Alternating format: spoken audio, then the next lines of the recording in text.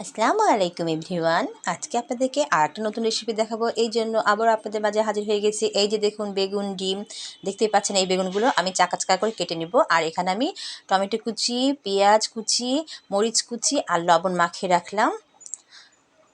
এবার আমি বেগুনগুলো কেটে নিব। তার আগে আমি ওই ডিম দুইটা ভেঙে এটা ভালো করে ফেটে নিতে হবে।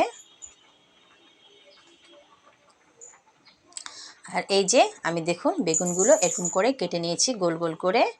চাকু দিয়েও কাটতে পারেন, আপনার বটির সাহায্যে কাটতে পারেন। আর এই যে ধনেপাতা আর এগুলো বেগুনের মাঝের অংশটা কেটে নিয়েছি, যা আমি এই ডিমের ভিতরে দিয়ে দিব।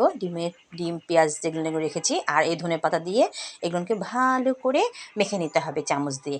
আর এগুলো আমি হলুদ, লবণ আর মরিচের গুঁড়া দিয়ে সুন্দর করে মাখিয়ে কিছুক্ষণের জন্য রেখে দিব। তারপরে এটাকে ভাজার জন্য রেডি করা হয়ে যাবে আমার। যারা আমার চ্যানেলকে ফলো করেননি, ঝটপট আমার চ্যানেলকে ফলো করে দেবেন। লাইক, শেয়ার, কমেন্ট করতে ভুলবেন না। যারা আমার চ্যানেল দেখেন, লাইক করেন, শেয়ার করেন, কমেন্ট করেন, তাদেরকে সবাইকে অনেক অনেক ধন্যবাদ। এই যে দেখুন, এটা এভাবে মেখে এটাও কিছুক্ষণ জন্য রেখে দিতে হবে। এই যে দেখুন, কিছুক্ষণ রেখে আমার এটাতে পানি বাড়িয়ে গেছে। আর এইটাও দেখুন আবার সুন্দর মাখানোটা সুন্দর হয়ে গেছে। এবার আমি চুলাতে তেল দিয়ে দিলাম কড়াইয়ে, দিয়ে এখন আমি একটা একটা করে এরকম করে পিস দিয়ে দেবো বেগুনের। আর সেই মিশ্রণটা আমি এর মাঝে এভাবে দিয়ে দিব সুন্দর করে। দিয়ে আমি সবটা এরকম করে কয়েকটা কয়েকটা করে ভেজে নেব। এমন করে দিয়ে নিয়ে এটা কিছুক্ষণ ভাজা হয়ে যাবে। তারপরে এভাবে উল্টে দিতে হবে। উল্টানোর সময় একটু সাবধানে উল্টাই দিবেন।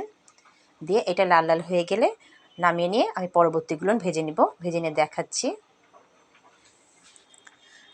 এই যে দেখুন, আমার সব কয়টা ভাজা হয়ে গেছে। দেখতেও সুন্দর লাগছে, খেতে অনেক মজা আর টেস্টি। আর এটা কম সময়ের ভিতরেই হয়ে যায় আপনার বেগুন ডিম ভাজা।